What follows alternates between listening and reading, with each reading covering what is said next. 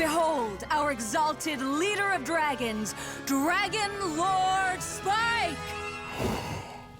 Spike? I don't even have an intro joke for this one. Holy. Welcome to my channel. #1 victory royale. Yeah, I'm gonna be all up in your feet. 10 kills on the board right now. Just wiped out tomato town. Alright. I know why you're here. I know why you clicked on the video. You want my thoughts on My Little Pony, Make Your Mark Chapter 6, and the end of Make Your Mark as a whole. For now. Oh god.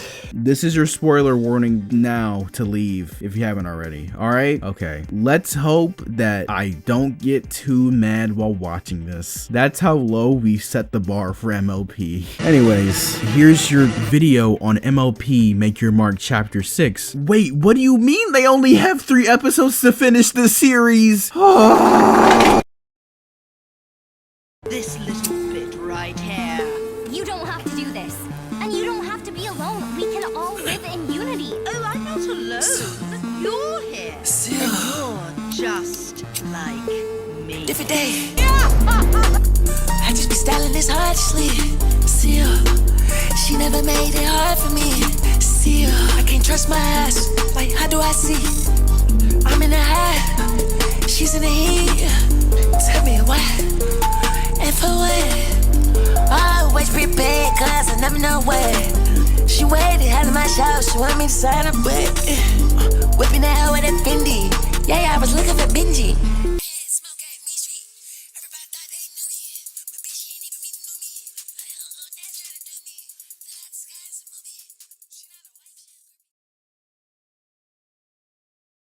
First episode, the Isle of Scaly. We cut off to the gang where we last left off, where they're about to head off to the Dragonlands, or now it's called the Isle of Scaly because of reasons, I don't know. And the first thing I see is Pip making a playlist and singing a song for their trip in the mainstream. Yes, I love Pip. Yes, let's go! We're off to a great start, fellas. And ladies in the audience, I can't forget about you too. We're only a minute in and I want to end it all. The gang go through this tunnel and I don't care. Oops, it's gonna be a hard left. Hold on to your cutie marks!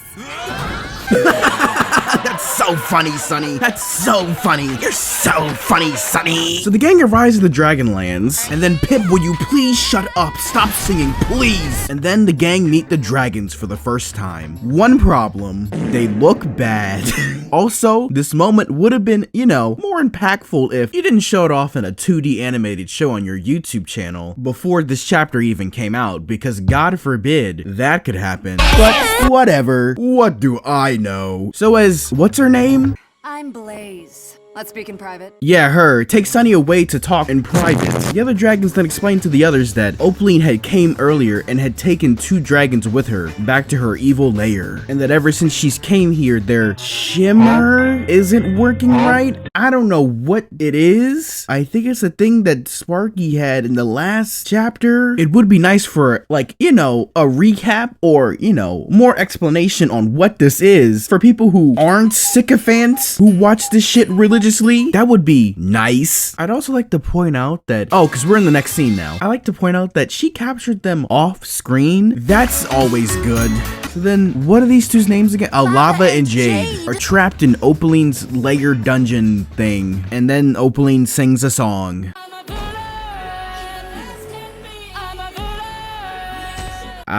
It's a song. She still sucks as a villain though. Again, she doesn't need to have some sad anime child backstory like they tried doing in chapter 4. But what has Make Your Mark done as a series to make me actually believe that Opaline is a threat to the main cast at all? You have done nothing throughout this entire series, and everything you have done has failed. I cannot take you seriously if you don't take yourself seriously. So after she mind controls the dragons with the dragon stone, oh, which by the way, the Dragonstone could just do that now. It can just mind control people. To power up her tree, we cut back to the main cast back at the Dragonlands, and Sparky hops out of the mainstream after his nap, and the dragons are like, oh my god, we haven't seen a hatchling in 80 bajillion years. He can restore our shimmer. Okay.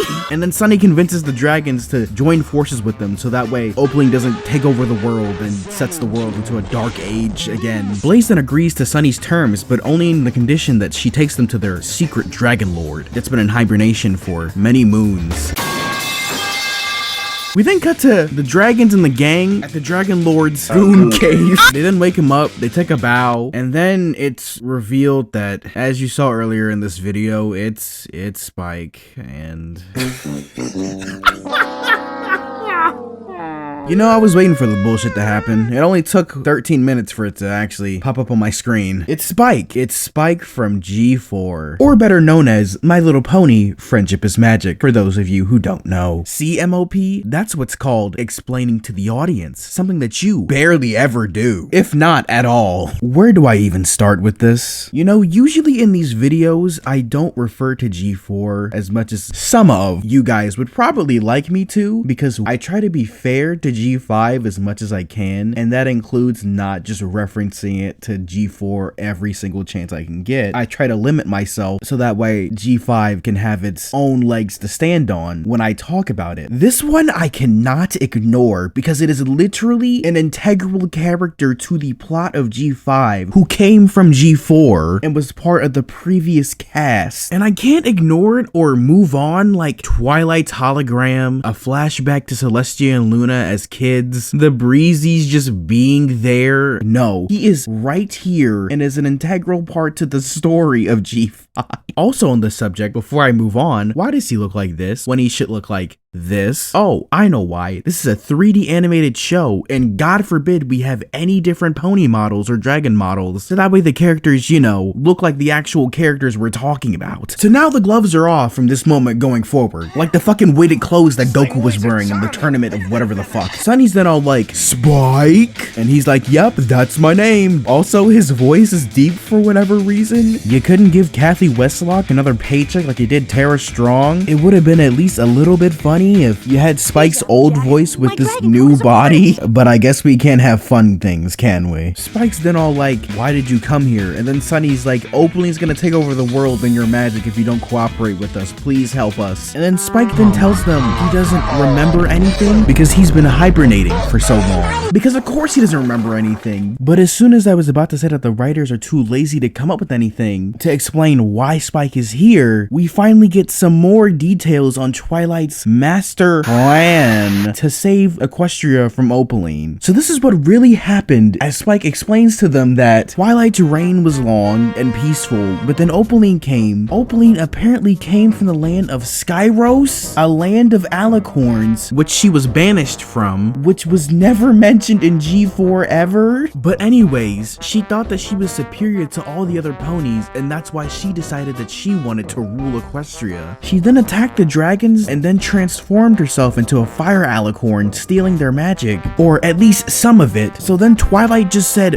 fuck it and put all the world's magic into these 3 crystals, including the dragon magic, into the dragon stone. Twilight hid the dragons on the island and then put a spell on Opaline so that way Equestria will be protected from her forever, I guess. Like, again, MLP explains things, but then like I'm still left with questions still. Again, why did Twilight put all of the world's magic into 3 crystals and a stone? She has defeated 3 people with, at the time, the world's strongest magic, because I don't even know if Discord is still around, from the world's most strongest character in the entire show at one point. This series actively makes Twilight look like a stupid idiot. Twilight has all these resources in the world and all of the knowledge from the past, what, 9 to 10 years, and she can't defeat this random alicorn? There had to be some other options on the table instead of just doing this instead. Maybe they'll explore that more in chapter 80 bajillion when nobody's watching anymore. After Spike explains to them Twilight's stupid idiotic plan, Sunny then gives them all a pep talk to get them to convince them to join their side and to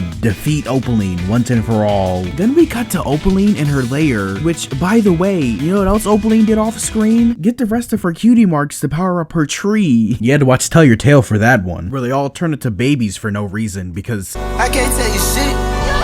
But it's not happening. But it's not my wrist. And then the episode just ends with them flying back to Equestria, ready to save the 2 dragons and defeat Opaline. I don't know how I feel about this episode because, like, it's all happening so fast. What I will say is that there are only 2 episodes left and they have to wrap it up. I swear to God, the Spike plot reveal, Twilight's plan reveal, everything about this just seems rushed. All of it seems rushed. But I think I'll save more of my thoughts when we get towards the end of the video. But as of right now, it's not looking too good for chapter 6. Let's see if things pick up in the next episode. So here's the final episode of Make Your Mark, excluding the special, the series finale for now, Roots of All Evil. Alright, so basically we start out the episode with just shit going down. Opaline activates the tree at Zephyr Heights and multiple other trees across Equestria, stealing people's cutie marks, and it's just a chaos. A great one,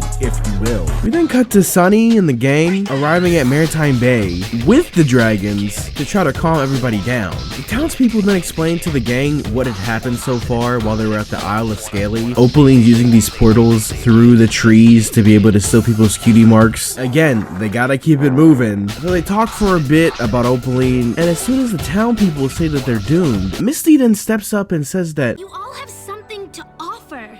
You're all smart and brave. Your cutie marks are special, but they're not the only thing that makes you special.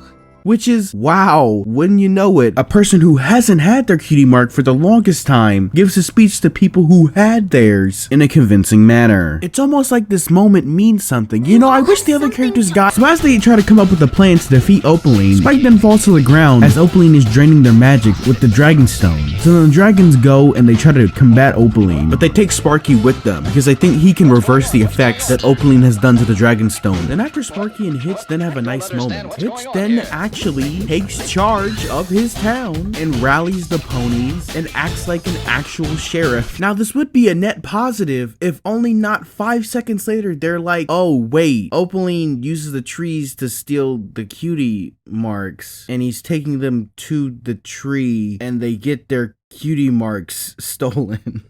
God damn it. He couldn't have taken them literally anywhere else? Then the rest of the gang decide to split up to warn the rest of the 3 towns to not get near the trees. They then get to the dragon storming Opaline's castle and are about to confront her, but I feel like this is an obvious trap, and wouldn't you know it, it's an obvious trap. She mind controls them, and then Opaline starts to monologue about her evil plan some more.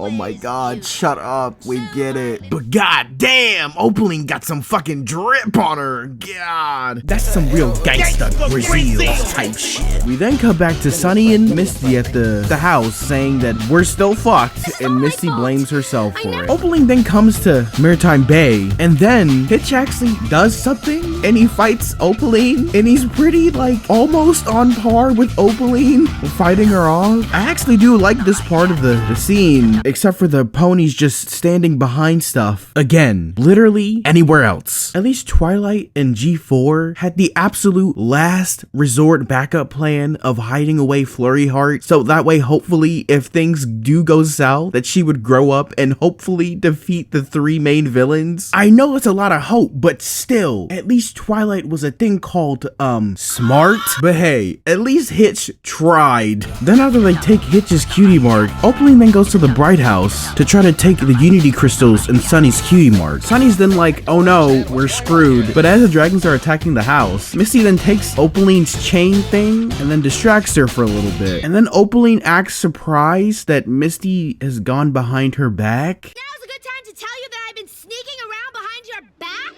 You what? Huh? Oh, what? Don't tell me Opaline actually believed that Misty was her friend, even though earlier in this episode, the very tone was, I am using Misty to get what I want. No matter. My little fake friend brought some real Unity magic back to me, whether she meant to or not. Now, this could be a me thing, but that's how I'm currently seeing it as I'm watching it right now. Opaline then just gives up and then leaves to go to Zephyr Heights, but then Misty follows her and goes in the portal with her. We then cut to Opaline then storming the Zephyr Heights castle with her dragons to confront Pip and Zip after they're trying to calm everybody down. But then Pip comes up with a last minute plan to try to trick Opaline, and I want you guys to take take a guess of how successful this plan is that's thoroughly thought out, and it doesn't work. She just sings, and Zip and Pip just throw a curtain over them with a bunch of rope, even though she can burn it in 5 seconds. And as soon as Zip says, yeah, let's go, they instantly fail. Fuck my life. So after Pip's stupid ass, dumbass idea about singing fails, because that's all her character is, we then get Get away from my tree. Misty confronting Opaline. And before I go any further, I want to point out this is one of the most conflicting scenes in this episode. And for me personally, because on one hand, Misty calls out Opaline's behavior and her flat out abuse over the past couple of years towards her. But then we still got Opaline being like, but we were friends. What? Not only is this bitch stupid, but she's also crazy delusional to think that Misty is her friend. Which one is it, MLP? Do you want me to feel sorry for Opaline? Or do you want me to still hate Opaline? Make it make sense. So basically, Misty just says, hey, you have all this power and you don't know what friendship is. And then Opaline's like, well, I have friends. And then Misty's like, no, you don't. You have to force people to become your friends. You literally kidnapped me when I was a child to become your quote-unquote friend. That's not called being friends. That's called a thing called control, aka child abuse. And then Opaline's like, yeah, whatever. Takes her cutie mark and then just leaves. This doesn't make me believe Opaline is a strong and competent villain. This makes me believe that Opaline is a pathetic piece of dog shit that kidnaps kids to be her friend when she is a grown woman. Actual psychotic behavior. We then cut to Bridalwood where Opaline and her dragons are trying to capture Izzy, but Izzy decides to fight back with the rest of the town against Opaline. And I mean, like, they try their best, but you know how this ends. We then cut to Misty, Zip, and Pip at the Unity Tree in Zephyr Heights. When all hope is lost, Pip then notices on Zip's phone that instead of the Unity Trees giving Unity to the ponies, it's actually the other way around. So then they all get on like a FaceTime call and call each other being like, we gotta get everybody to the trees so that way we can power them up and get magic back somehow, I guess? My dumbass was not fully paying attention. And then Sunny, with literally no other option left, is like, I'm gonna go fight Opaline by myself. And then she takes the necklace that she got in chapter 5 with her for whatever reason and heads off to fight Opaline. We then get to Opaline back at her lair, about to just win, but then Sunny barges in and is like, Opaline, I'm gonna stop you. And then she just captures Sunny instantly. And then she says, you know, Sunny, you're just like me, Sunny. Me and you are one and the same, actually. I am not kidding you. She actually says that in the fucking show. I can't. Oh, I'm not alone. You're here.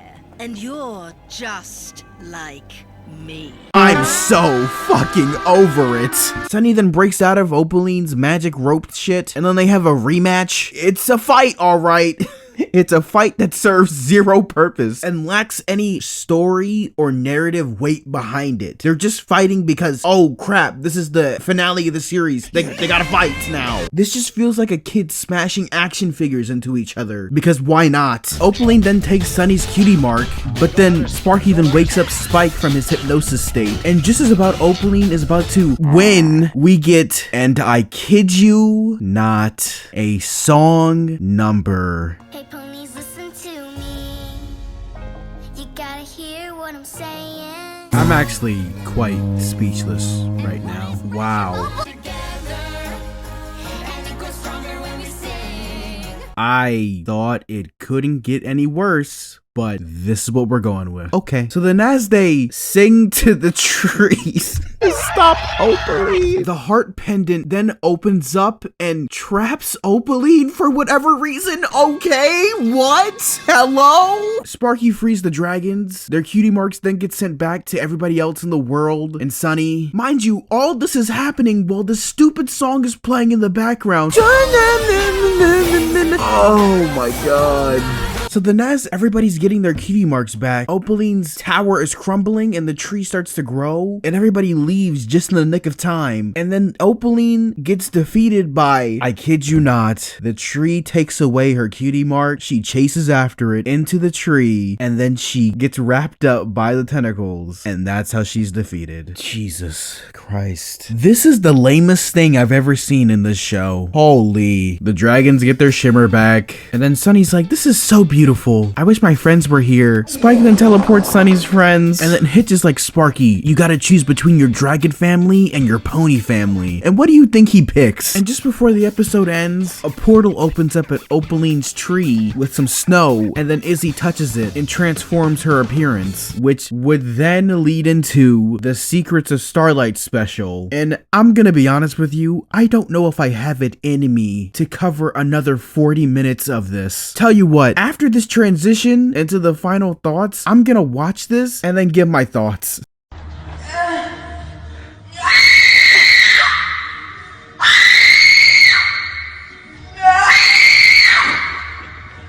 Welp, that was fine. And I think my biggest problem was when watching Secrets of Starlight was that it's just more the same. But that's what it is. Filler. Fact. This did not deserve the 44-minute runtime. 20 minutes at most. But Christ, this was once again just a mediocre special that I'll probably forget tomorrow. And that's kind of disappointing for this new chapter of Gen 5 as a whole. And I just want to get into my thoughts on MLP Make Your Mark as a series and MLP G5's future, because I think one of MLP G5's biggest problems is that, and I've been wanting to say this for the longest time in these videos, but now that it's finally quote unquote over for now, MLP G5 wants to be MLP G4 so bad, but also something new in the process, but it fails. It fails hard. MLP G5 didn't know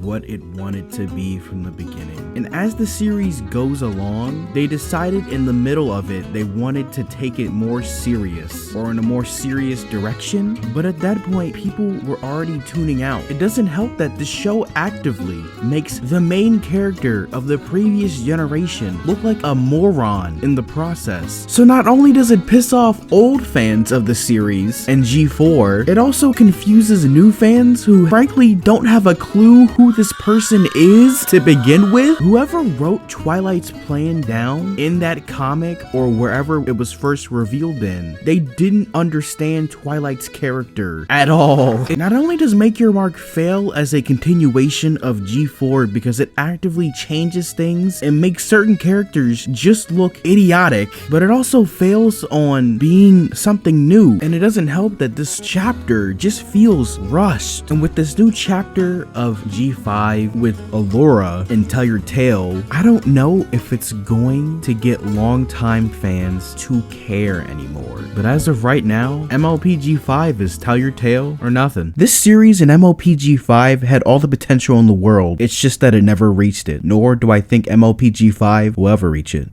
Thanks for watching. Or I don't know, feet or something. Feet.